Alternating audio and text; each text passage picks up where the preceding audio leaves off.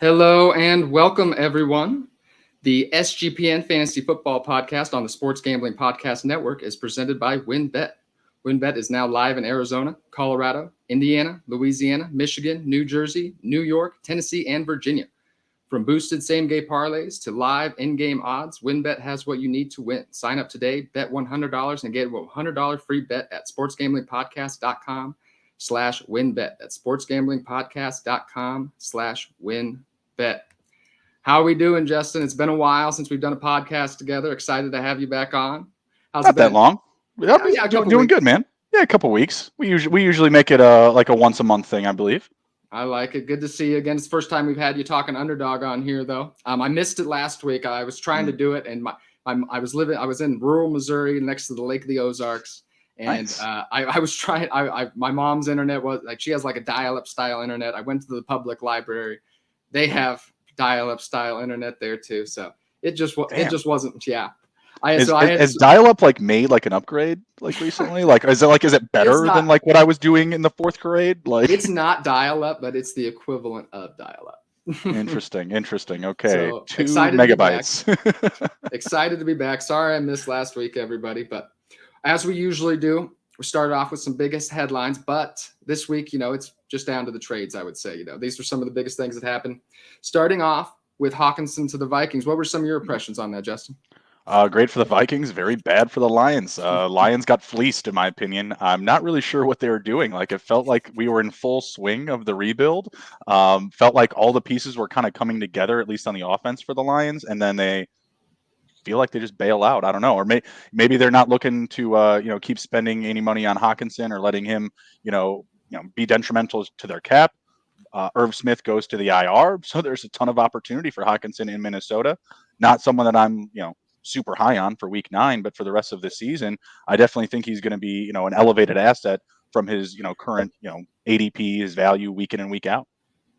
Yeah, I wasn't so sure. Like, I definitely haven't moved him down, but the Detroit offense has been impressive. He might be a little bit more consistent because the Vikings offense is a little more consistent. They can, play up to more competition a little bit better. Kind of when Jared Goff goes, with pressure, I'm sure TJ Hawkinson goes well, but he has 11 PPR points in all but are below 11 PPR points in all but one game this season. He's kind of a lot of that production, his fourth in fantasy points per game, is driven by that one incredible week 4 performance. And, it's just one of those things. Like, I'm just been burned by these tight ends so much. Like, Hawkinson's fine. He's a good player, but he's never going to be that super talent like that Mark Andrews or Travis Kelce.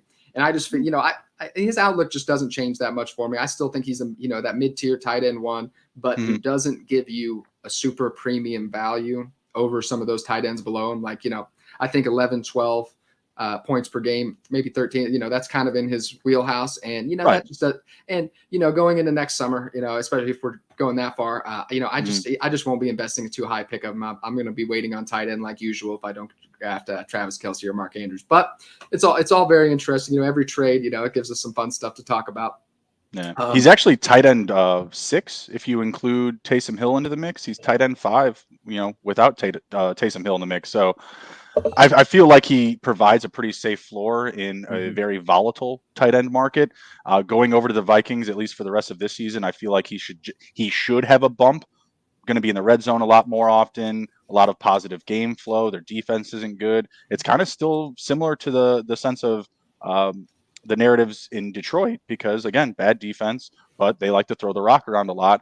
But they, in Minnesota, it's pretty much been the Justin Jefferson show. I haven't been high on Adam Thielen, and KJ Osborne just kind of sprinkles in some production here and there. So I feel like it's going to be a good situation for him for the rest of the year. If you went out and bought him after this trade, I don't hate it. It's just going to probably take another week, for that production to be, solid to come to fruition for you.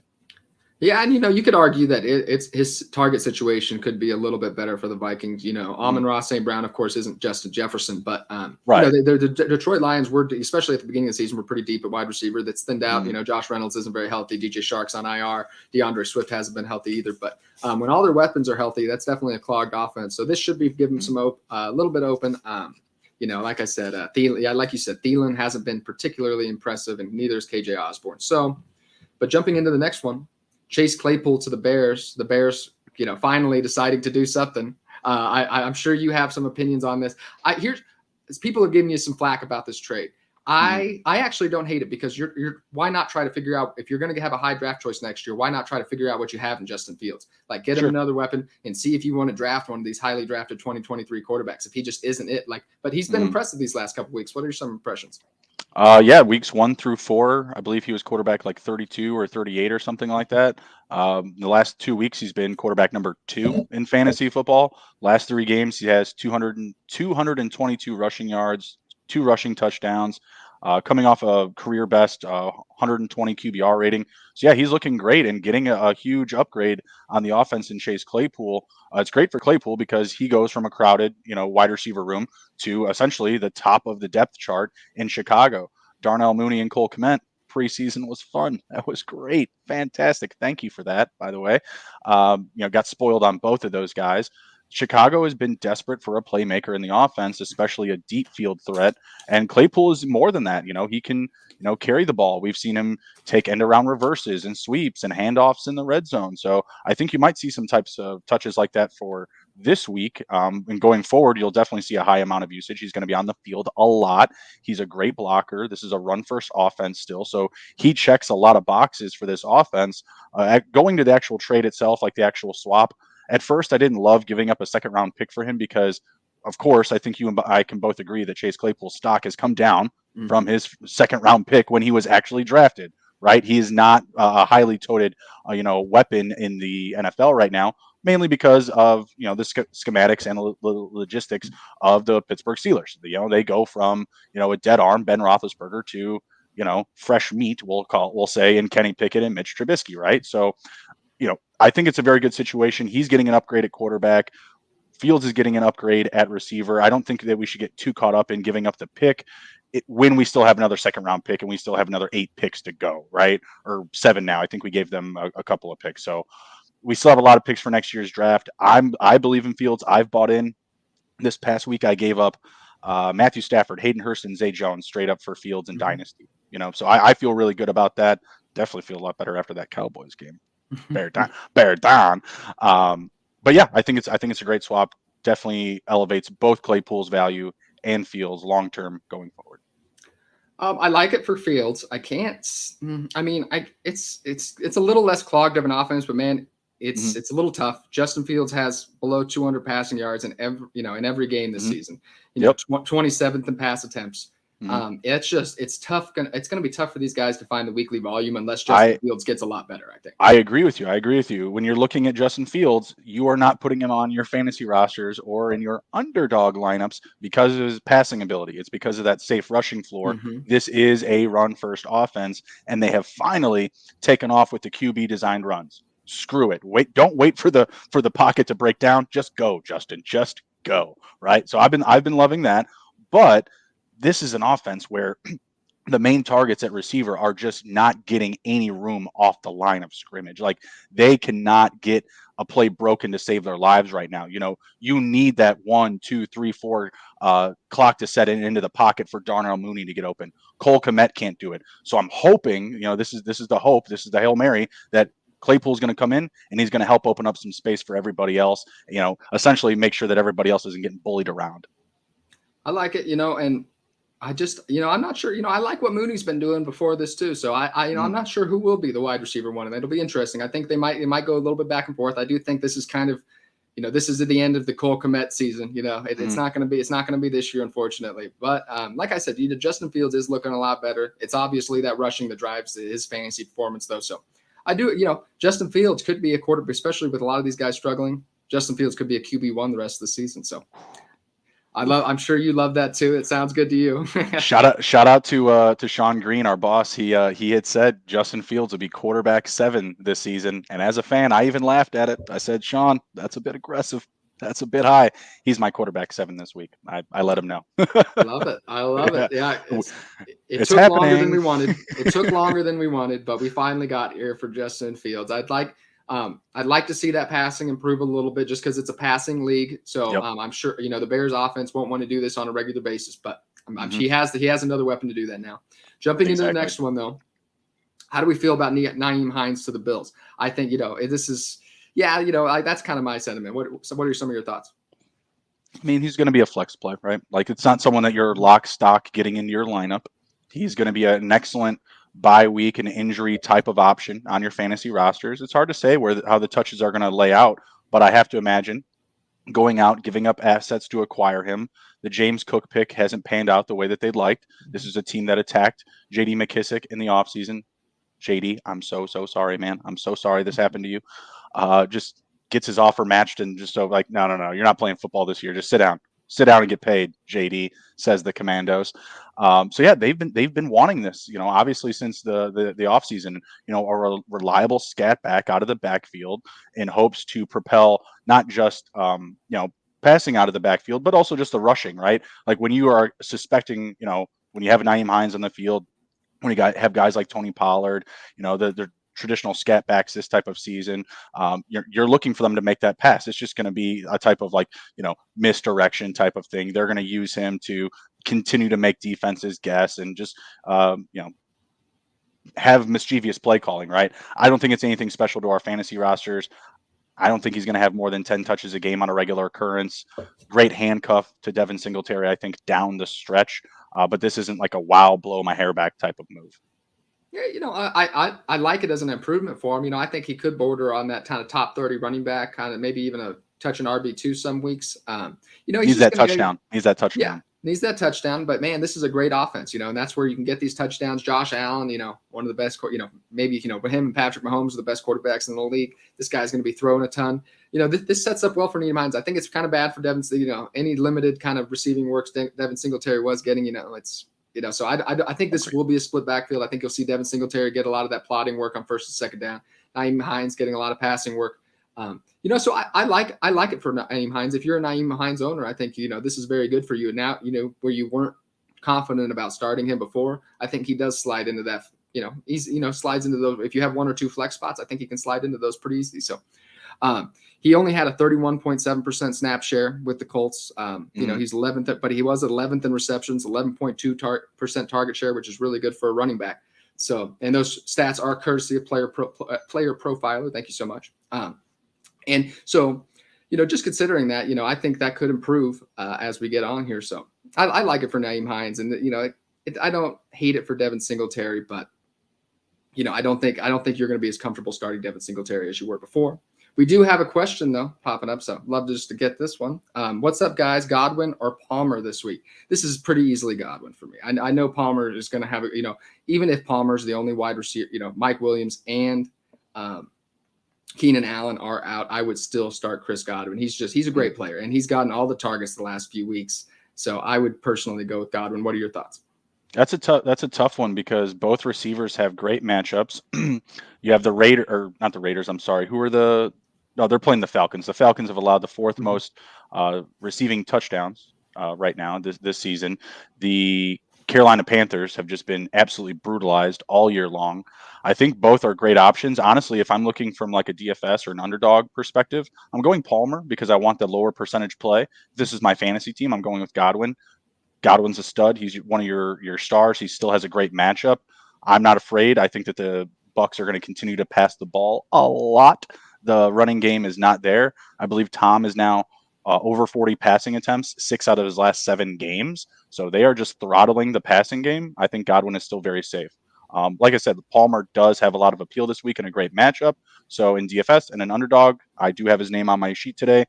He is a faded or an ADP star. I love it. Fabulous. And we got 2 more. Before we jump into the underdog, I just want to talk about 2 more quick hitter trades. So I got Edmonds to Denver. Is there anything to see here? Do you see him taking, a significant workload, or is this still going to be Melvin Gordon, Latavius Murray? Oh, gosh. I'm just not high on my Denver assets right now. I've been trying to get off of them. I'm still connected to Jerry Jeudy a bit. That hasn't been so bad in recent weeks. But yeah, I've been trying to get off the Denver Broncos train. I don't have a lot of confidence in that group. I think that he, talent-wise, is probably the best. But does that mean that he is going to get 10-plus touches every game? Probably not, especially this first week. I feel like it's going to be a 3-man rotation. Whoever's legs are feeling good on that particular drive, they're going out there. That's it. Gordon and Murray, they have more years, they have more miles on them. So I'm expecting that in a week, maybe 2, that Edmonds could potentially take this backfield But again, I'm not expecting a huge amount of volume. So I think it's kind of a meh trade, kind of similar to the Naeem Hines. Devil's going to be, or details are, devil's in the details. Jesus, can't talk today. Devil's in the details. We just got to wait and see on that. I mean, it's not something that I'm particularly excited for. However, we have a very big spread of bye weeks this week. So more than likely, he is getting picked up. He is an asset that you want to own for sure. I mean, you gotta like it if you're an Edmonds owner. I mean, obviously Raheem Mostert, they'd want him to be the workhorse role in Miami. So this kind of gives him a restart with two backs who haven't been particularly impressive so far. So, I agree with you. I think it'll be kind of a three-way, kind of whoever's riding the hot hand that week. You'll see some Edmonds week, you'll see some Gordon weeks. Yep. So that's why it doesn't get me too excited. But I think you can see multiple guys in a single week. You know what I mean? Like I feel like you might have a Murray and a Gordon touchdown, but Edmonds goes like 12 for 65 and a couple of catches. You know what I mean? Like you're not going to know who to start each week in that spot. Yep, totally agree. So not too excited about that one. And the last one here, this one was last week, but Kadarius Toney to the Chiefs. We got my Chiefs. I thought we were going to make a move for a defensive player. We didn't, which I was a little bit disappointed by, but we did get to Kadarius Toney, who coming into like July, people were calling him a potential wide receiver one.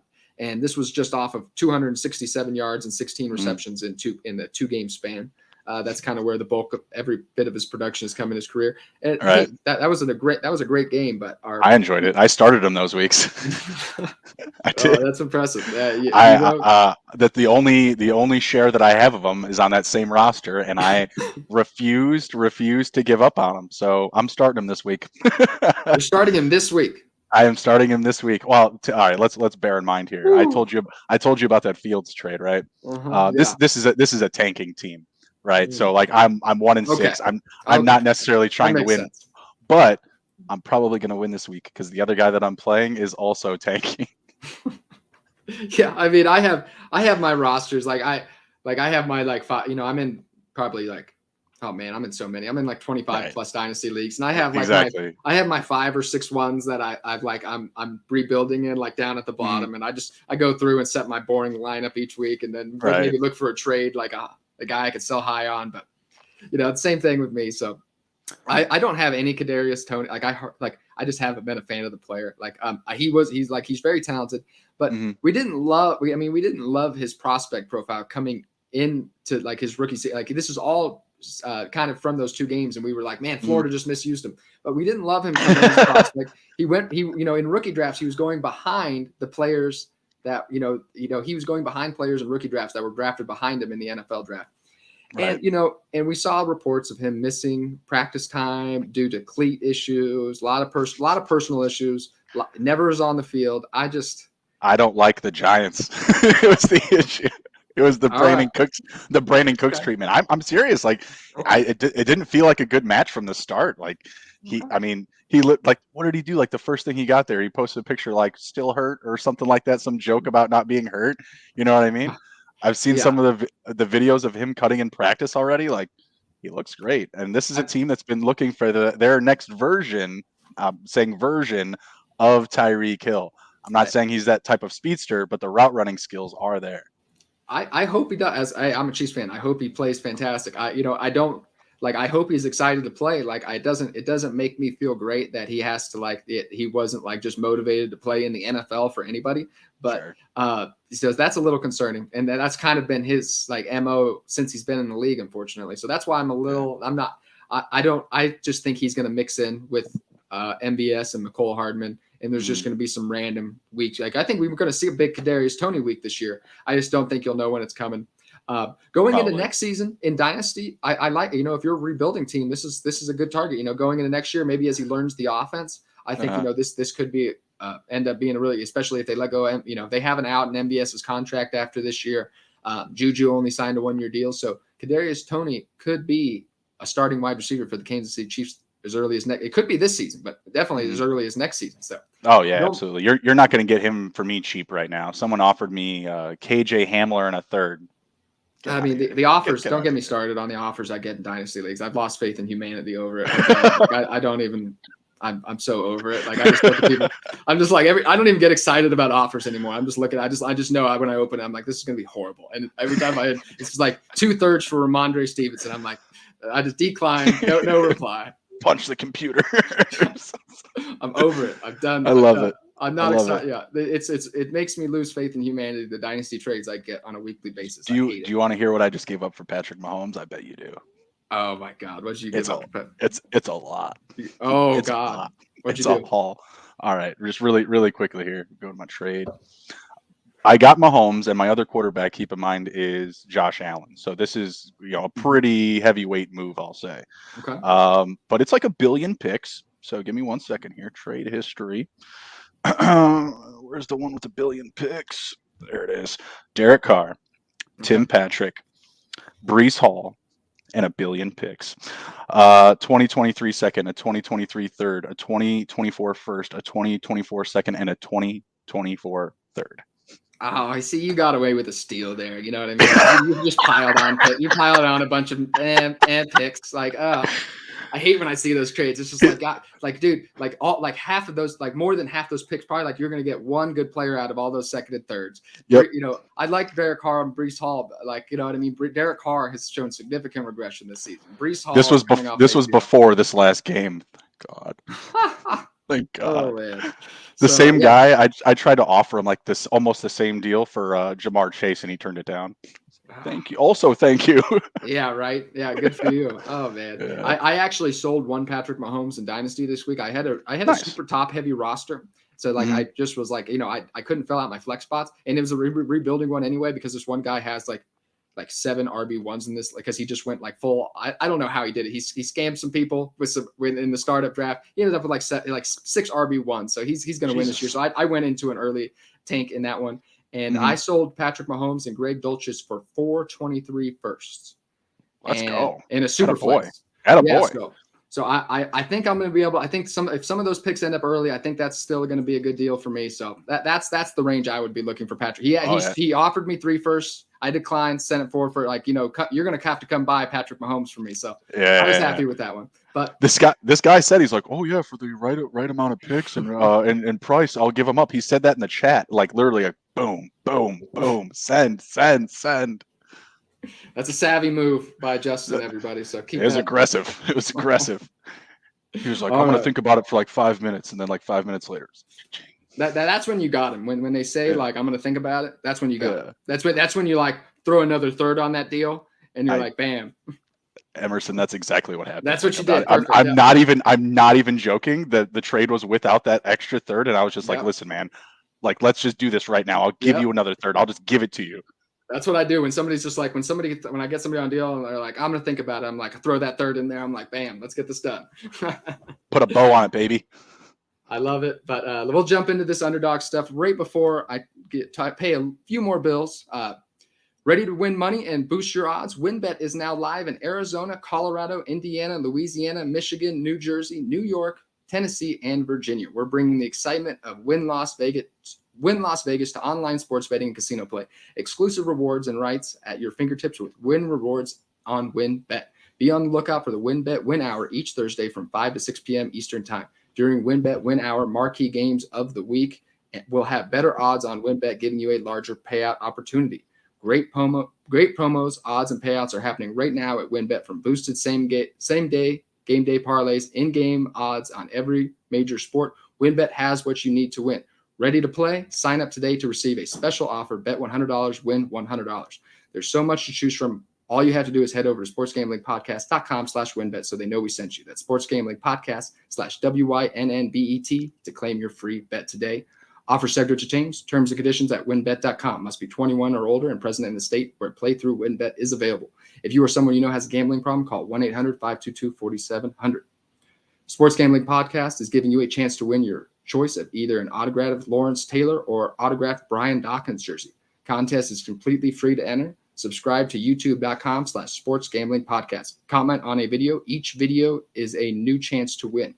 Turn your notifications on so you don't miss SGP contacting you when they pull the winner. The winner will be announced on Sunday's recap show.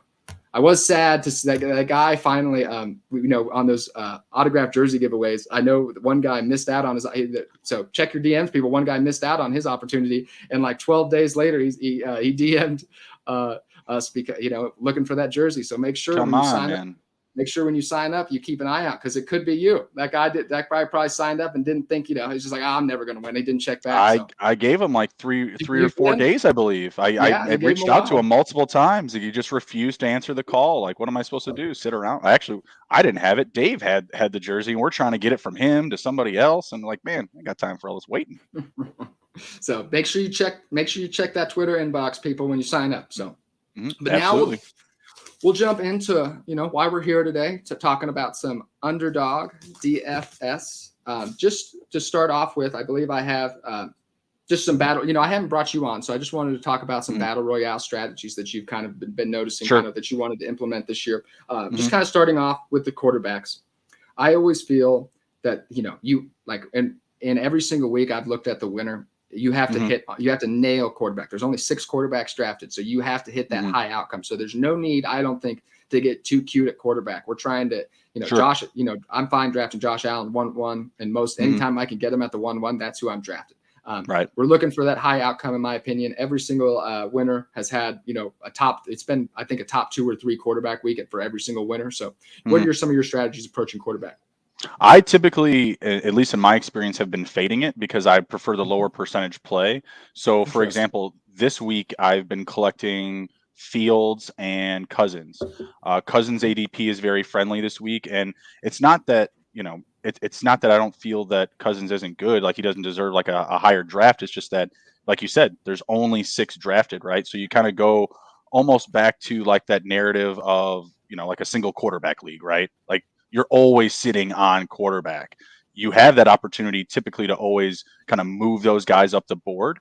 The benefit of going with a high-end quarterback in this option is that you're going to get some more opportunities to draft lower percentage plays at your running back and wide receiver, which can also help make or break you. Because if you're like me and you're waiting till quarterback to like your second to last or your 5th or 6th pick, then you're really filling up the higher percentage plays of running backs and wide receivers. So for example, can I see if I can bring up one of my lineups from this week? Like I think I have Mike Evans and Stephon Diggs in one this week. Like both of those guys are going to have high ownership rates. But if I boom on Justin Fields in that lineup, I can still kind of get myself to that upper scoring echelon, right? Because for me, it's still DFS, right? Like you hit on a dark horse, you pick on a quarterback that no one has picked. You pick Jared Goff that week while everyone else is chasing Kyler Murray, Josh Allen, Tua Tagovailoa. Those have been hot picks as well. It's just like the same in any DFS game. You want those low percentage plays, right? So I'm on Fields this week. Like I'd mentioned, he had hit quarterback 2 numbers in these past couple of weeks, coming off of his best performance. He's someone that you're getting, I believe, anywhere from like 30 plus an ADP on battle royales right now. Can't really disagree with Josh Allen. Like this week, for example, going up against the Jets, huge booming opportunity. People are talking about, the Jets, they've got really good numbers up against quarterbacks. Yeah, we'll go look at the quarterbacks they've played. They didn't get Tua Tagovailoa. They got Skylar Thompson. They've gotten Jacoby Brissett. Lamar and Joe Burrow, the big name quarterbacks, they've put up big numbers on them. They did have a good game up against Aaron Rodgers, but who is Aaron Rodgers this season? Not Aaron Rodgers of years past, that's for certain. So I like him this week, but even with Josh Allen, we saw him last week put up his low of like 19 fantasy points. That's his floor. Like that's his floor, and he's coming off of that game. So expect a lot of good things from him this week. And yeah, I don't mind paying for a top end quarterback, but unless I'm getting that 101, I'm probably not going to get him. And I definitely didn't get any 101s this week. Yeah. Those are some great points, just where I would point, it's a little harder in the Underdog, I think, to, and when you're doing like stuff on other sites, when you're doing salary cap, like DFS, there's deeper lineups in most of those, and you can kind of find an edge with a lot more running backs and wide receivers. The quarterback scoring is a little less significant. So you can find, even if Jared Goff doesn't score, isn't the QB1, or, maybe he just can have a great return on value, that gives you more opportunity there. Just what I've noticed is, it's just, it's so in a 6-person lineup, it's such a significant part of the scoring. And we'll get to all those questions in just a second, everybody, after we finish this point. But but yeah, just so in that sense, when I look at the winners every week, I actually went through all the quarterback winners last week or two weeks ago, and it was like Patrick Mahomes and Travis Kelce week 1, but it's been Lamar Jackson the next 2 weeks, Josh Allen, the winner, the $50,000 winner it has been like an elite quarterback every single week. I think it was. Man, last week the Tua was really good, but that wasn't the winner. I'm forgetting who won the matchup last week. I forget. I'll end up looking it up at some point here. But like I said, the winners, the big winners this year haven't gotten too cute at quarterback. But like I said, it's been a chalky year so far, so that could change here. And Justin Fields, in the 6th round, that's looking pretty attractive actually. But real quick, we'll jump into all these. So we got a bunch of listener questions to jump into really quick here. So the first one here is this is a little bit of a long one. He lists out his team here, and he's asking for moves to make. But just my quick takeaway. I read all the names here. This guy's looking for running backs. This is great wide receivers. Got a top line quarterback there. Travis Kelce at tight end. AJ Dillon and Najee stand out as some big running back disappointments for the guy though. So in my opinion, when you're looking for moves to make here, you're looking to move Godwin, Palmer, maybe for like an upside kind of low end running back. I wouldn't trade Justin Jefferson, or AJ Brown. I'd have to get some big back for either of those guys, but I'd be looking to move Godwin or Palmer potentially for a running back, of course. Just some guys maybe that you could get just off the top of my head. I like moving Godwin and Dillon in a package for somebody. I feel like what we've seen the past couple weeks from the Packers, Aaron Jones should be leading that herd going forward. I hope so anyways. I mean, God, just look at his numbers.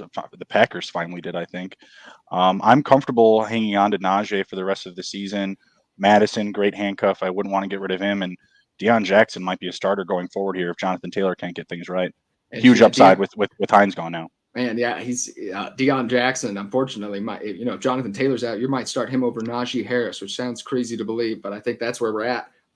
Yeah, my man, I think you're just looking for some running back help here. Definitely explore some options, how people are feeling about Godwin. AJ Dillon, it's tough to trade him because I just don't think anyone's they're just like, okay, I'll take AJ Dillon, but I'm not giving you anything for him. Like, you know what I mean? You can toss him in a deal, but whatever, So that's my concern there. I'm just trying to think about who would Godwin go for, you would say right now?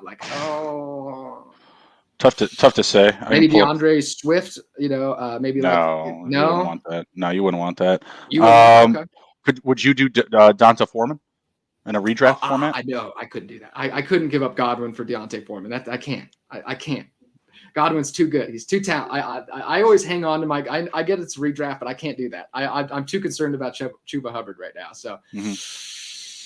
So that it's just kind of a mess. Maybe I'm trying to think about some guys, maybe that RB 15. Mostert? No, I'd want more for Godwin still, I think. Maybe this isn't the week. Maybe wait one more week. Maybe wait for that Godwin touchdown. We haven't gotten a Godwin touchdown yet. Maybe wait for that Godwin touchdown. We'll go on to the next one here, though.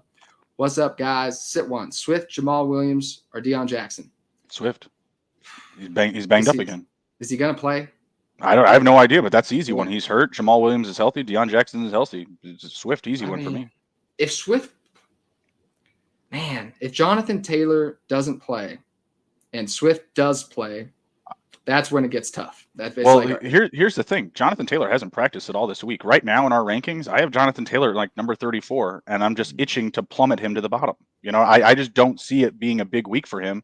They moved Nyheim Hines knowing all of this. I think it's going to be a big Deion Jackson week regardless. Now, temper expectations. I said big Deion Jackson week. They're playing the Patriots, and Sam Ehlinger is the quarterback, and they have really no depth at receiver. So he's going to get touches. This is what I'm saying. I might. That's a really tough one.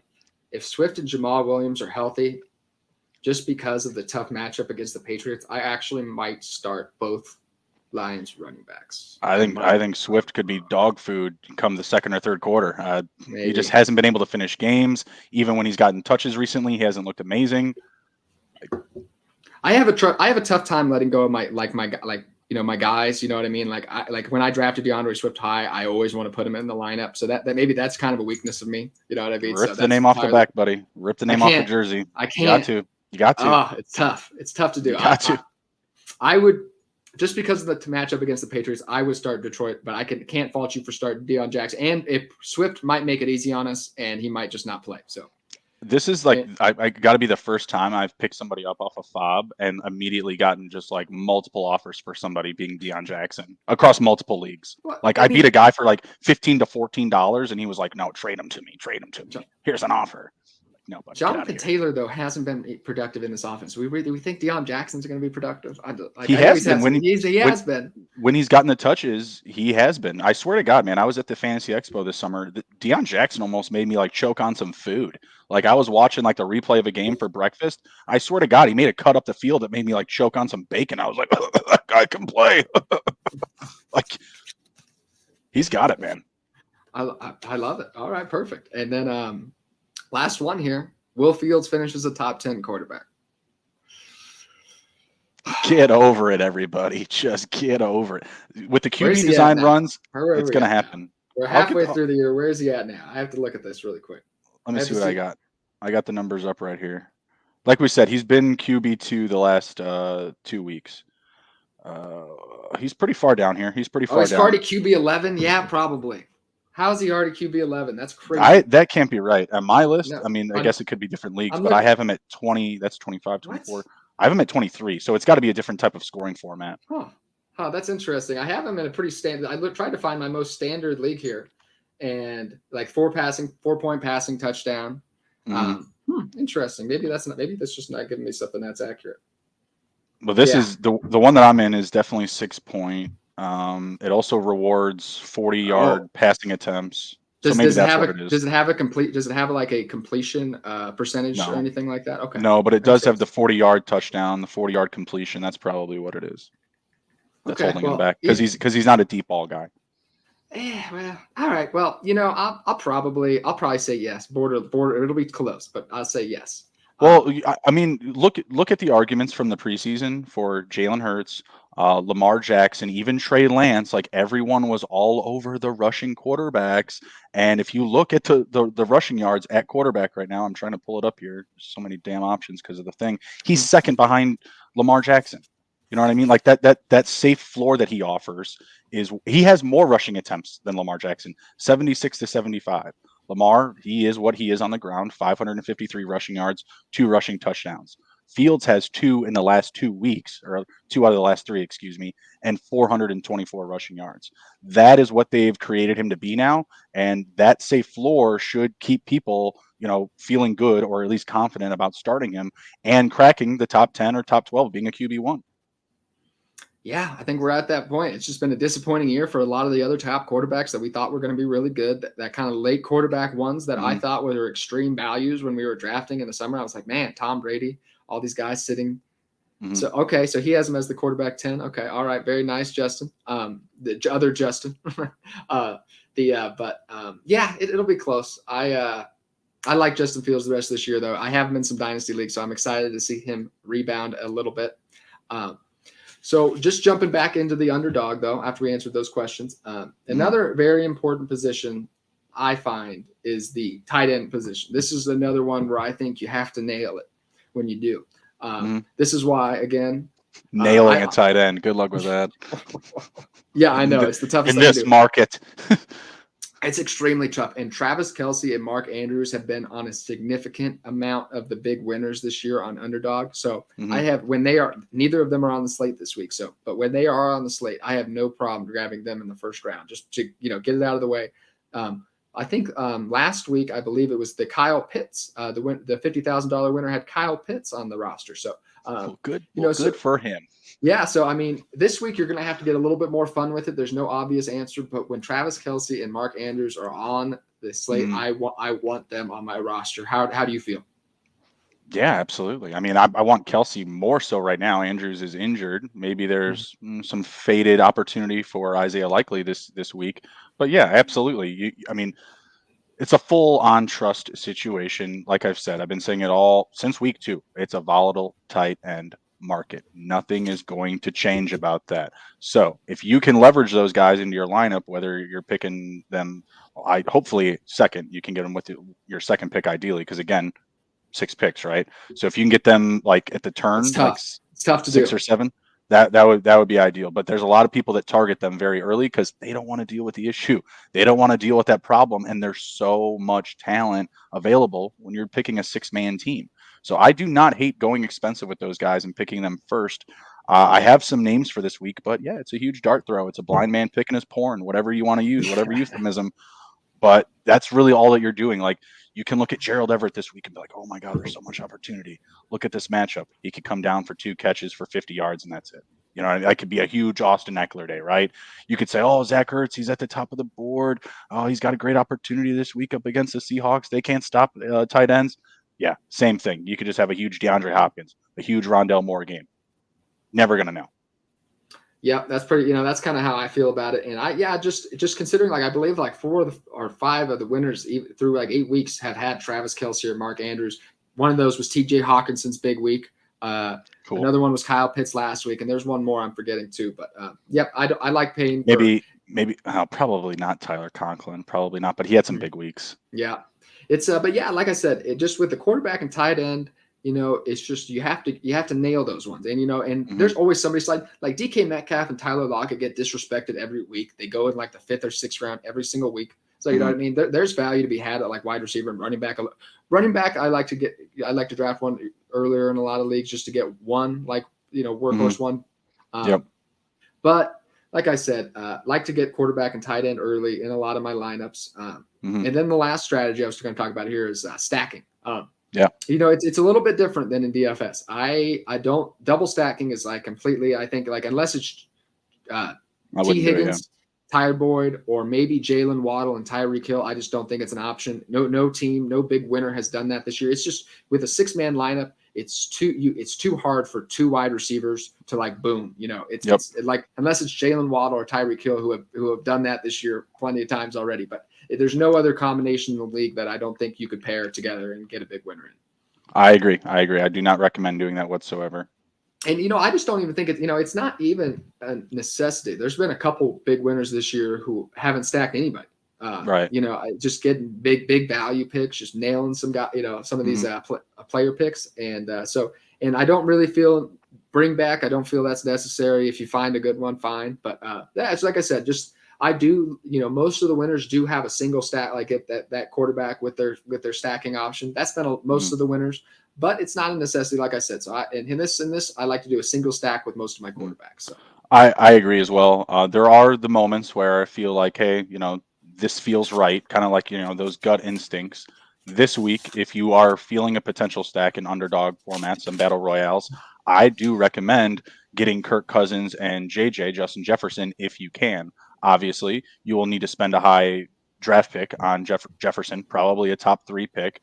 But I feel like that stack this week could bring it home. I'm getting kind of revenge game vibes out of Kirk going back to DC. The whole narrative on DC this week and the past 2 weeks really is that the Commandos are on fire and everything is fine. Like it's that meme like, oh, it's all good. We're on fire, but yeah, it's no big deal. Rome is burning, but we'll still be here tomorrow, just with a new owner or maybe 5. I don't know. But yeah, I mean, the whole situation right now, there's a huge dark cloud over Washington. I think Kirk Cousins is going to elevate it. I think he's coming to play with gasoline on Sunday. It's 1 p.m. It's a 1 p.m. game, and Jefferson is kind of coming off a bit of a slower game, just 9 catches on just under 100 yards, I believe. So could be that 18 target week and a couple of love it. Yeah, I'm looking to put some Kirk Cousins and Justin Jefferson in my DFS lineups this week for sure. Yeah, definitely. We're jumping into some favorite games to target, though. Just so in some of our, we're looking for some high scoring outcomes. Just some of my favorite games. I have the first one I have up here is Arizona versus Seattle. This is like the chalky. This is the most popular. Yeah, definitely. We didn't get the first one. We didn't get what we thought we were going to get. The first Arizona Seattle matchup wasn't like this, high scoring affair that we thought it was going to be. Do you see this one playing out differently? No, I got this one as a high scoring game. I'm going to be taking the over. Going to be seeing a lot of Kenneth Walker in this one, a lot of Geno Smith.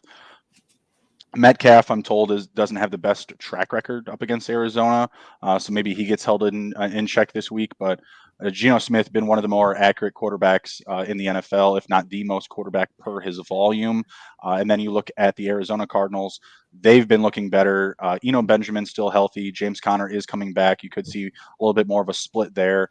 But man, with Hopkins on the field, this offense is completely different. He's getting like the volume now. You know what I mean? Like before, like last year, he was always making his nut in the end zone. Is just always getting touchdowns and not being targeted a lot. It's been the opposite so far through his first couple of games, and I really like what I'm seeing.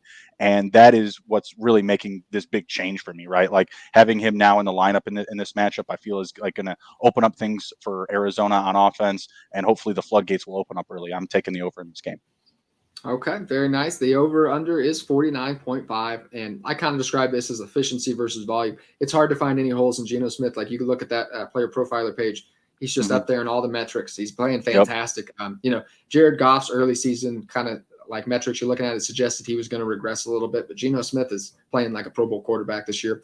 And then Kyler Murray's just, he's just playing catch up. It's usually the design plays that Cliff Kingsbury designs don't go well in the first half. And then when Kyler Murray just goes out there and starts flinging that football around in the second half, that's where you get all your scoring. So I do like this game. Both ranked bottom 6 in points allowed, bottom half in yards. So the defenses aren't very good. Offenses have, you're getting a lot of volume. Seahawks have been very efficient. You're going to get that volume from Arizona. So I do like this game as well. We got a listener question real quick. Should I accept this trade? I'm getting Kenneth Walker from Michael Pittman. Yes, 100. Like in any format, like not even like. Why are you asking us, pal? Well, I don't. Yeah, I mean, Kenneth Walker. That. His name is circled this week with like permanent marker. I can't believe you. Like in any setting, I just can't believe you're getting that deal right now. I don't know who would do that. Dynasty, redraft, whatever. Great. So sell one of these other running backs then for an even better receiver if you have to. Like, is this a 10-team league? This is a stacked lineup, man. Whew. Yeah, that is nice. Yeah. So you have Jamar Chase out. So I would actually do that trade and then trade one of your other running backs for a receiver because this is great. Yeah, you have a great team, so enjoy that team, but definitely grab that Kenneth Walker value. Michael Pittman might just be a wide receiver 3 the rest of the season with Sam Ehlinger. So. Yeah, and do not trade DJ Moore. He might even have a down week this week, but he gets the Falcons again next week. The Falcons are bleeding points. Like I know we're talking about them next, so it's kind of a prelude. As PJ Walker goes, DJ Moore will go, but it is a sign of life to see PJ Walker. Baker Mayfield's just horrible. He's a mid-tier backup quarterback in the league at this point, I would say. So, ouch, right? I remember he was a first round dynasty startup pick just a few years ago. I remember the Rolls Royce Tiger on chain photo shoots. Yeah, it's very very Mark Sanchez vibes right now. I never loved it when I saw it, like him standing shirtless with all these athletic NFL players, and he's like, he looks like me. He looks like me if I was standing next to these guys. Dad bod. Just a couple inches taller. Oh man, going into the next one though, this was another really popular one. It's a little less interesting, I think, with Mike Williams out and Keenan Allen. Like, I think his hamstring exploded. I think it literally exploded. There must be rebuilding his hamstring. I've never seen a hamstring injury just like linger this long, have so many tweaks. It's like it got worse during the bye week. Like what? Like, what do you mean? They brought him back before the bye week like idiots. I don't know what's up with their medical staff, but they killed Tyrod Taylor last year. They're like, hey man, die, please. At some point, I feel like they have to be like, I guess it's been 6 weeks. I think you can get back out there. No, they rushed him back. I mean, I was appreciating that as a huge owner of Keenan Allen this season in redraft formats. It's been daunting. I drafted Mike Thomas and Keenan Allen on the same roster. Still have a winning record somehow. I have no idea. That'll probably change down the stretch. But yeah, I mean, like it's been a huge hassle to deal with. I still am firing up all of my Chargers with confidence. Give me some DeAndre Carter on the low. Give me some Josh Palmer. Give me some Austin Eckler. Give me some Gerald Everett. And of course, give me Justin Herbert, because the Atlanta Falcons defense has been terrible, and they will most likely be without A.J. Terrell again this week. That was a big propellant of DJ Moore's success last week. Falcons are a great team to stream against right now. They've allowed the 4th most touchdowns in the league. A lot of scoring opportunity, passing touchdowns, 4th most passing touchdowns in the league. So a lot of upside for Herbert this week. Really just don't know who's going to come down with the production other than Austin Eckler, because Austin Eckler has been Yeah. a machine, Uh, a machine. Yeah, in my DFS this week, I want a lot of Austin Eckler. I just feel like I can get a lot of the Charger offense just from that, and I don't really love Justin Herbert this week just because I think it'll be tough on him to get a connection with all the rest of the wide receivers. But I do love Austin Eckler. It's going to be tough. I'm fine throwing in some Falcons and some lineups, some DFS lineups. It's hard to start any of them with confidence, but I definitely don't mind getting Kyle Pitts in a lineup. Drake London might be super eccentric this week, so you might be able to, he could be due for a breakout week too. Yeah, I agree with you on Herbert. It may not be the best week to start him. I love the matchup, don't get me wrong. While they have allowed the 4th most passing touchdowns, they also have the 9th most interceptions, and you are still getting a quarterback who's playing on the road, and he's only thrown 4 interceptions so far this season. He's 12-4 on the year, looking very, very good, very accurate, but he might be due for, an interception or even a multi-interception game, just based on the fact that they will probably still have to throw a lot. The Falcons do have an okay rushing defense, but they've also allowed the 6th most rushing touchdowns. There's a lot of opportunity on the ground too. So Eckler is a lock stock option there. I don't hate though, stacking a Herbert and Everett if you want to. I just feel like some of the discounted options this week are, a little bit more favorable maybe than Herbert. Yeah, totally agree. And that, like I said, I want Austin Eckler this week because I think he's just gonna, he's the RB1 right now in PPR leagues, and I think that's gonna continue. I think he's the RB1 in even half PPR leagues. So he's just a monster right now. Justin Herbert's going to continue to target him with as long as his wide receivers are out. He's going to continue to get 8+ targets a game. So like him. And this one's just a little bit different because I agree. It would be obvious if Aaron Rodgers was playing better, but Green Bay Detroit's interesting to me because. Man, if Aaron Rodgers, I know he's down Allen Lazard this week, but man, if it can't happen, I think Lazard is coming back. Is he coming back? Is that he's been practicing the past 2 days, I believe. Yeah, he should be good. At least based off of the practice reports, my belief is that he is going to play and he's going to be fine. So. I love it. Okay, I just had read a day or two ago. I hadn't kept up with Lazard, so I'm glad to hear he's probably going to play. That's certainly a lot better for Aaron Rodgers. So, that's even better. So perfect. Let's see. Practiced again on Thursday. Yeah, limited Wednesday. Remained limited for Thursday. He's back on track. He should practice today, and be good to go. Even better. I was going to say play some Aaron Rodgers this week, but even better, even if it has Allen Lazard back. It's just like when is it could happen for him if it's not this week? Over under 49.5. Detroit is last in points per game, last in yards allowed. The secondary is horrible. As bad as the Packers wide receivers are, I think they can. I think they can have a good day against this Detroit secondary. Love Robert. I'm going to highlight Robert Tonyan at the end of the show here when we're going through our best value picks. But yeah, this is one I like. I think you could Aaron Jones. I think could be a big week for him. I don't mind doing a little Aaron Rodgers, Aaron Jones. The Packers have a respectable defense on the year when you look at their stats, but they gave up 27 to the Jets and Giants. They gave up 23 against the Commanders. So this is a team that has given up some points in recent weeks too. So this Detroit offense is better than any of those offenses. So I think this could be a high-scoring affair. I don't think this would mean Aaron Rodgers is back, but this is a good matchup for him. Definitely a good matchup. I am still staying off him this week. I'm on the Aaron Jones train this week. I love the matchup up on the ground. Detroit giving up the 2nd most fantasy points to the running back position. It's a great matchup, and for some reason, LaFleur, he don't like to pass the ball. I don't know what it is, but he doesn't like taking his shots downfield. And when they are, it feels like, Aaron Rodgers and his guys are just, not on the same page. Some guy named Teray came down with a touchdown this last week. Like, who are you? Ronnie Rivers' cousin? Like, I don't get this. Like, who are these people? I love it. The Ronnie Rivers. I remember Matthew Beery last week was just dropped that note. And I was like, all right. I just went in all my leagues Saturday night, just picked him up. I ended up, so I have a ton of Ronnie Rivers right now. So Shy Ronnie. You ever hear that Rihanna song? Saturday Night Live? I have not heard that song. Everybody go check out Shy Ronnie from Saturday Night Live. It's a Rihanna skit. We found Ronnie Rivers. Whenever we queue up some Ronnie Rivers talk, we'll have to queue in that song. Oh, absolutely. I mean, hopefully we don't have to because it's not a thing going forward. But the hell is that? No one would be happier than me. I have so much Ronnie Rivers right now. No one would be happier. I'm rooting for Ronnie Rivers. It's coming out of my ears. I actually have to start him in one 20-man league because running back is so thin. Like, Hey, I started Kenny Gainwell last night in a 20-man league. Let's go. Good for you. Oh, good. That was excellent. That couldn't have worked out more perfect. The one Kenny Gainwell week of the year. Yeah, exactly. I was like, woo, thank you. I have no one healthy.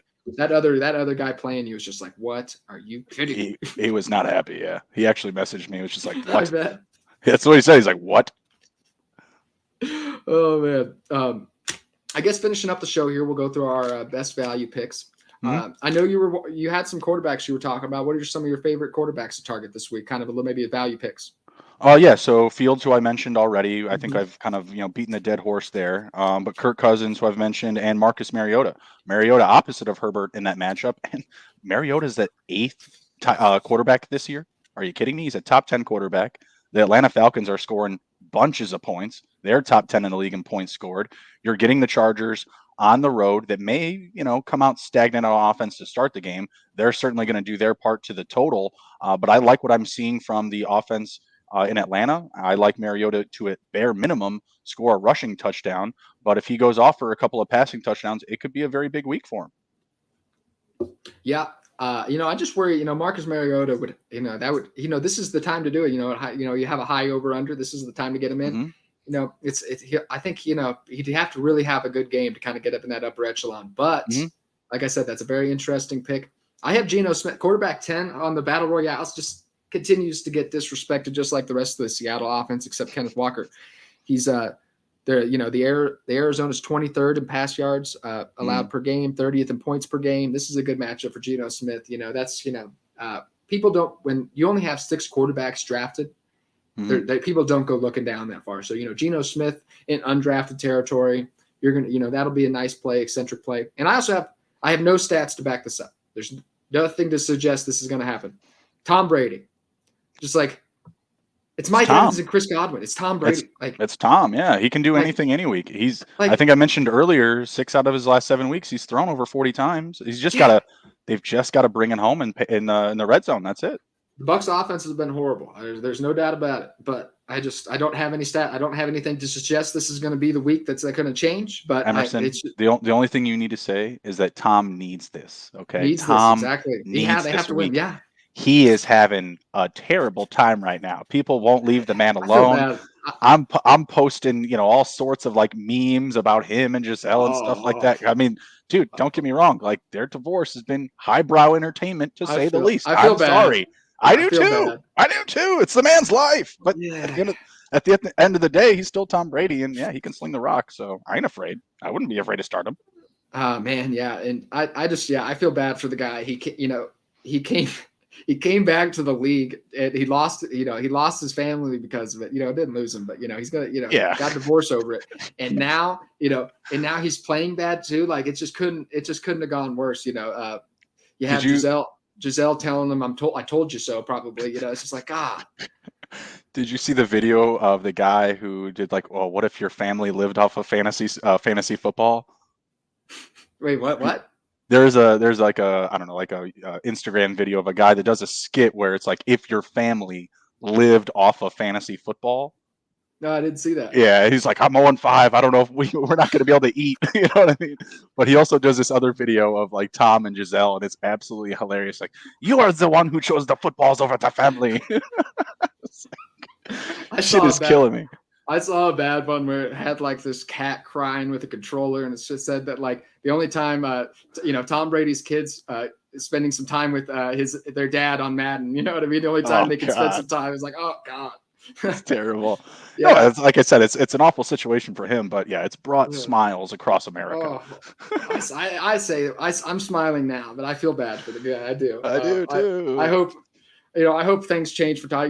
He can be Leonardo DiCaprio. He could be walking around with a 24-year-old woman tomorrow. So yeah, we really shouldn't feel bad for practically billionaires. She's richer than he is. Yeah, they'll be fine. Hope the best for Tom Brady. But yeah, that's and that a lot of that stuff. He obviously missed that 12 days in the summer in August because of this. It was something related to this, and I just think this is behind him now. So not behind him, but hopefully he's getting maybe a little bit more focused, a little less going on in his life right now. Hopefully he can settle in. So I do like Tom Brady this week too. No stats to back that up though. What are some running backs you like though? So this week, and especially in DFS, not necessarily underdog, because you can't do this stack in underdog, but in most of my DFS lineups, I have lined up Travis Etienne, Ramondre Stevenson, and Kenneth Walker. They are all crushing right Yes, now. that's my cash lineup. That's my on another site. That's my cash lineup. Kenneth Walker, Ramondre Stevenson, and Travis Etienne. Bam, bam, Money, bam. Money. money. It's gonna be. Those guys have all had right around the 20 touch mark in 3 weeks in a row. Ramondre Stevenson has been an absolute monster. 20 plus fantasy points 4 weeks in a row in that offense. Dame Harris came back last week and he was still that dude. They're going up against the Colts, who have allowed 6+ receptions to the running back position every week this season. It's going to be a great matchup. Absolutely still a week to start him. You don't want to, fade him because he's been doing so good or anything like that. You look at Kenneth Walker. Yeah, he's coming off of a bit of a lower game. You're getting him at a good rate. I'm buying the dip. Still going to be used a lot in that offense. Like I said, Arizona's been holding, Metcalf in check. I think there's going to be more upside for the running game. We've already said a lot of nice things about Geno Smith in the passing game. Should be an absolute slam dunk this week. And then ETN, or you get like almost 30 touches last week. Workhorse roll. Love it. Almost 30 touches. Even if I've been complaining about him fumbling the ball all season long. Even if he gets 2 fumbles this week, they're not like calling over Snoop, like, hey, get over here, pal. You're taking 20 carries. No, that's not going to happen. So that backfield is his. I love that matchup up against the Raiders as well. They've been allowing a ton of yardage, a lot of passing opportunity and upside there too, like Ingram and Kirk this week. I think that because the passing game is going to have a better day, I think this is even a bigger or more potential big week for ETN. And really quick, I do want to shout out one of our analysts, Brad Stickler. He has got ETN as number 1 RB this week. Woo. Number 1. You've got him at number 5. You've got him at number 5, and I've got him at number 7. I brought this up on another show for Fantasy and Frames I was guesting on last night. We were talking about ETN and I pulled it up and I was like, damn, Brad, number 1, my dog, going after it, taking his shot. So shout out to at FF Bourbon Dude on Twitter. He's killing it right now. Maybe that isn't going to be correct, but I love the boldness. I love the boldness. Hey, if it's going to happen, it's going to be versus the Raiders. Like the Raiders love to crater at every possible moment. So this is the perfect. This is the week I want to get some Trevor Lawrence. Like, you know what I mean? I don't want to play him an underdog, but because it's a little risky. But other DFS lineups, some GPPs.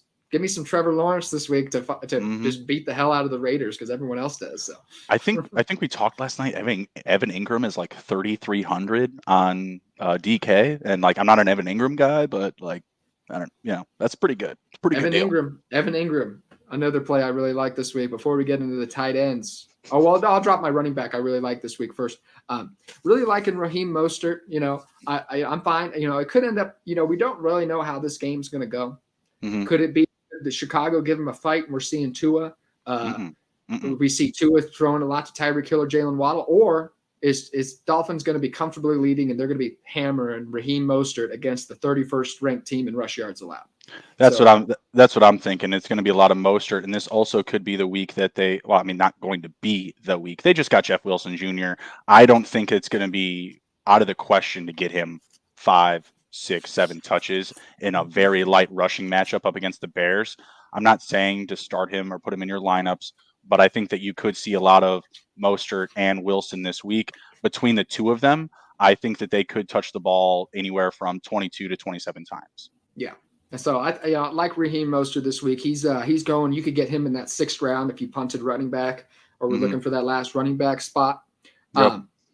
So really like him there. That was the running back I had. I usually like to grab one early or so, but we talked about some of those other guys that we really like who are playing fantastic. Jumping on to wide receivers, who do you like? Terry McLaurin. He's my wide receiver 16 this week. Absolutely. Great matchup up against the Vikings, and he just looks really good with Taylor Heineke. They've revived their relationship and their chemistry from seasons past. Heineke is not a hesitant quarterback. He is going out there and he's putting his balls on the table and he's throwing the rock around. That's it. He doesn't care what happens. He has really no repercussions. What are you going to do? Cut me? Bench me? What are you going to do? Like, he's probably not going to be on the team next year anyway. So he's letting his guys make plays and he's being confident in himself. I mean, me and Andrew Robb, my co-host on the Sunday night show, when we review every week. It's like all that we would talk about his Commanders. He's a Washington fan. Just how they would come out and have very vanilla and just basic play calls to start the game, and Wentz would be timid and not willing to take risks. And this is the opposite that we're getting out of Heineke. So he's letting McLaurin go out there and make plays. That big gainer to bring him down to the 1 last week was just beautiful. I was standing and screaming in my living room, he's back. Happy Halloween, because Scary Terry showed up for y'all. It was amazing. It's frustrating when quarterbacks can't get the best players the ball, like we saw with Baker Mayfield and Carson Wentz. So I wouldn't be surprised if Taylor Heineke is just the quarterback moving forward. At the end of the season. If you look at Terry's production these past 2 weeks, he almost encompasses that across the previous 4 weeks.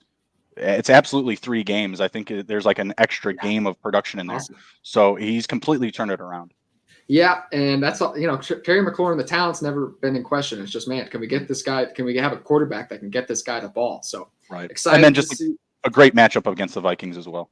Absolutely, that should be a high. That should be that's a nice bring back option. I really like Kirk Cousins, Justin Jefferson bring back with Terry McLaurin this week. Really think that could be a good one. I like and that's one that I would be fine putting in my underdog. Like I said, you don't usually need to force a bring back, but I do like that one. Some of the guys I had. Tyler Boyd, 33rd player taken when I did mine. Man, that's near undrafted. You can get him in the 5th, 6th round range. He could have a big week with Jamar Chase out. He's the wide receiver's handwriting is horrible. It's like wide receiver 16 on the year, wide receiver 17. I can't tell what I wrote here, but he can be 4th in yards per target.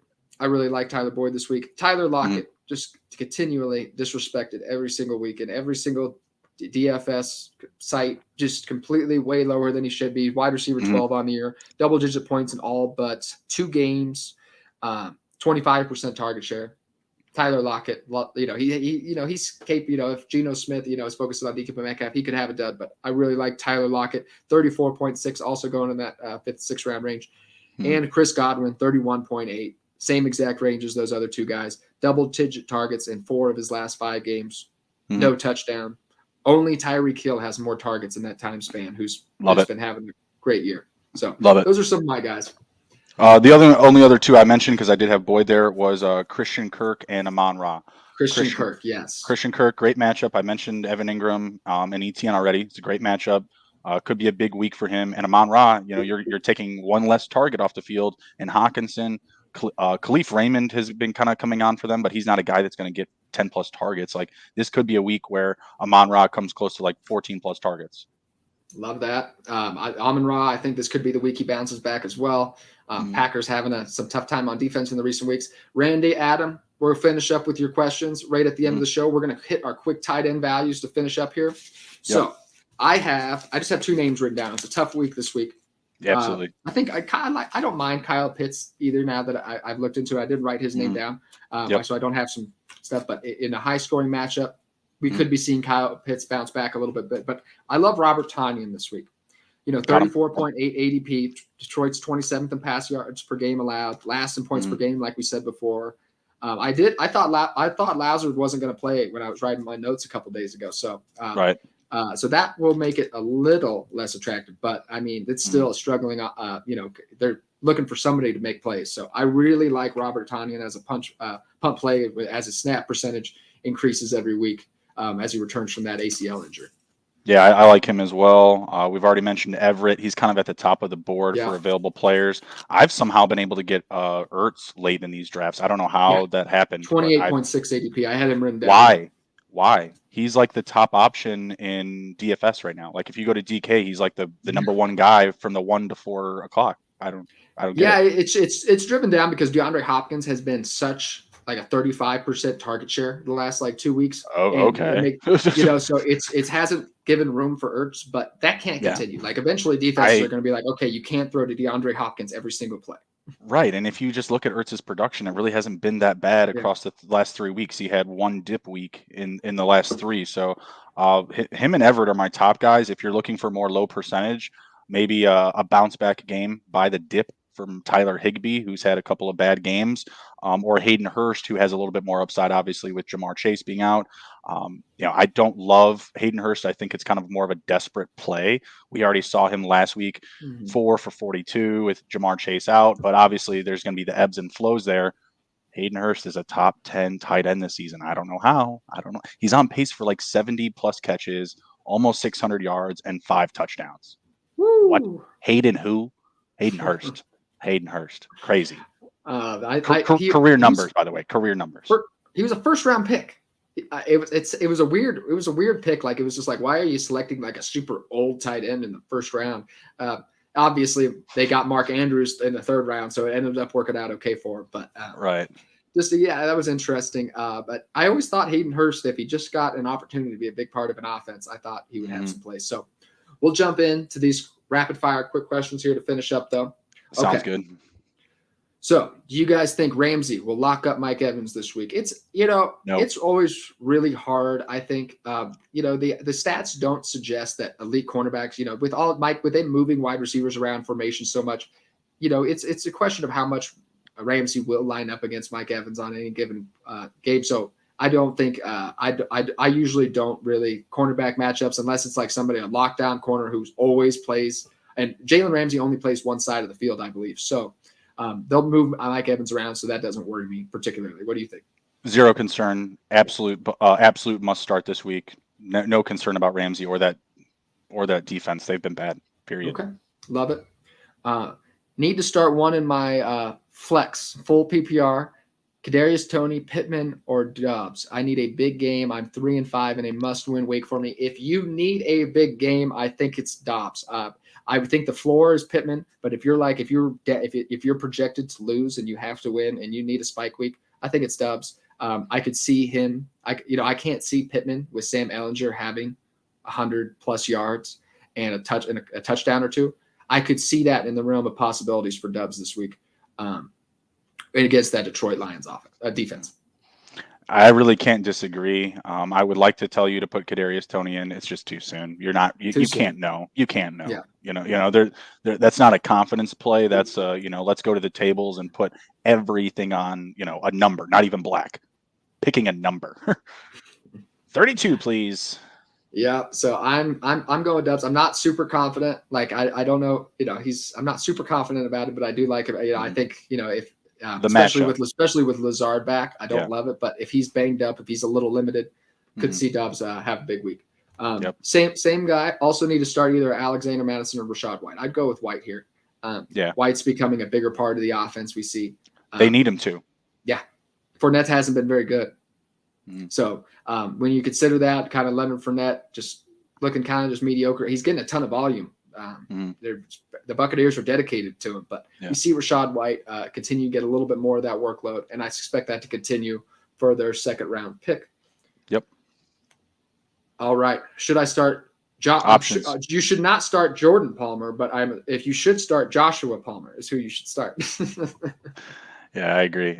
You could let us know your options, though, really quick. I know we have one more question left, but it always helps to know. Yes, great matchup. Great matchup. I'm putting him in DFS lineups this week. He's cheap. He's probably a borderline wide receiver 2 for me. So depending on who else you have, he's definitely a flex option. Could even slide in bye weeks. Could definitely even slide into 2 wide receiver lineups, even if you're shallow. So yep. Next one up here. Should I drop Wan'Dale Robinson for Devin Duvernay? Yes. Slam dunk. I like Wan'Dale, but just that New York Giant offense is just kind of, Daniel Jones is not a high volume thrower. He's kind of in that Justin Fields mold. He's not going to throw for a lot of yards. So Devin Duvernay with Rashad Bateman out the rest of the season, Devin Duvernay is going to have some big weeks. I like that. He's their wide receiver 1. The way that they've used him, they get him out in space. They kind of use him like Tyreek Hill, honestly. All of the constant pre-snap motion, going from one side of the field to the next, getting the end around reverses, being used as a running back. Like he's getting a lot of creative usage there. Oh, Joshua. So he figured it out. So thanks, Chris. Yes, start him, Chris. And then the last one here, PJ Walker, Tannehill, Mac Jones, shaking my head. Which one would you start? Tannehill doesn't look like he's going to play. I don't think that guy, I don't think he's been practicing. Who's on the waiver wire? Yeah, that's your question you're asking. Like, That's is Marcus Mariota available? Because if he is, that's who I'm grabbing. Yeah, I doubt it. I doubt that he would be rostering PJ Walker. It might be a super flex. Like, I doubt he'd be rostering PJ Walker if Marcus Mariota was available. The answer to this question, unfortunately, is PJ though. Yeah, that's what I would go. It's tough. There's Mac Jones has been so bad this year, like in just the New England offense. And the Colts defense hasn't looked that great, but they're respect. Yep, and it's a 2-quarterback league. That's why. So yeah, he's getting desperate right now. So yeah, I'm going with PJ Walker, just with a little bit more upside. Could be a decently high. If the Bengals defense is good too, but if PJ Walker gets it going, it could be a decently high scoring game. So right. Well, Mac Jones gets the Colts. Their secondary, they have Kenny Moore and Stephon Gilmore. Yeah. And now they have Shaq Leonard healthy with Zaire Franklin and Bobby Okereke. Like, this is a defense that's been disappointing, but they were supposed to be really good to start the year. So right. Like I said, Tannehill's probably not going to play. Mac Jones, no. So PJ Walker is the unfortunate choice here. So good luck, Chris. I hope it works out well for you. I wouldn't expect too much though. Hopefully you got some other good players in your lineup. Who do the Titans play? Maybe you can go pick up Malik.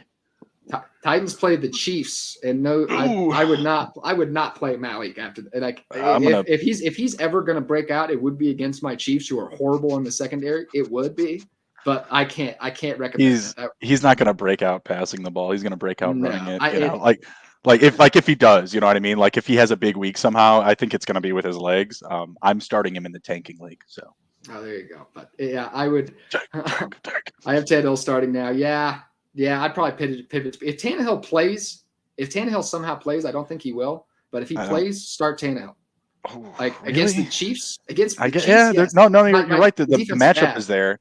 The matchup is there. I just don't know their confidence in him anymore. I mean, he looked bad before even getting hurt. I think he could be forced to throw the ball a bit more because the Chiefs offense should get the Titans down early, and they shouldn't be able to rely on Derrick Henry. So you're telling me to start Robert Woods this week if Tannehill's a go. If he's a go. Actually, no, I took out Robert Woods for Philip Dorsett last night. Too late. Oh yeah, I probably started Robert Woods only because it's the Chiefs. My Chiefs love to give up. Like Gardner Minshew's best game in his career was his first start against my Chiefs, just roasting him, and that's where the man, the myth, the legend got started. Thursday night football, man, it's a problem, And I chose incorrectly. I should have went with Chris Moore, but I went with Dorsett for how maybe. Did you pick? I don't Yeah, exactly. Yeah. Oh boy, but hey, everybody, it was a great show, Justin. What are you working on this week? You got any big plans this week? You got some stuff you're putting out? No, I'm like Iron Man around here, man. I just make everybody else look good. That's my thing. I just get out of. That's true.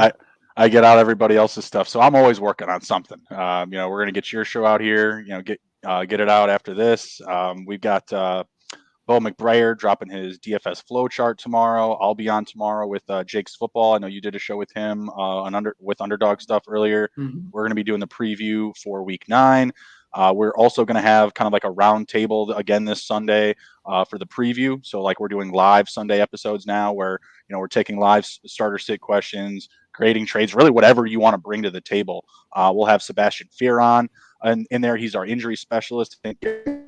On talk some IDP this week. So we've got a lot of good stuff for you guys. Sunday nights, me and Rob will be breaking down every week, like our instant reactions and analysis of every single week. So man, I don't know what else I can say. We got Dynasty, we've got IDP, we've got trade charts, we've got redraft values. We've got everything you need to beat the competition. So come ride with us. I love it. Yeah, the Sunday shows are super fun, everybody. So make sure you check out those. I'll be dropping a first underdog article for SGPN late tonight. So it'll be available for you guys most likely tomorrow morning when you're waking up. So it'll just kind of break down some of the stuff we talked about in the show, but breaking down maybe a little bit more detail because of its writing. And I'm always here every Friday morning, sometimes Thursday night, depending on guest availability. So we'll be back here talking some more DFS next week. So thanks for checking it out, everybody. Super happy to have Justin on this week. So thanks so much and good luck this weekend. Take care, guys.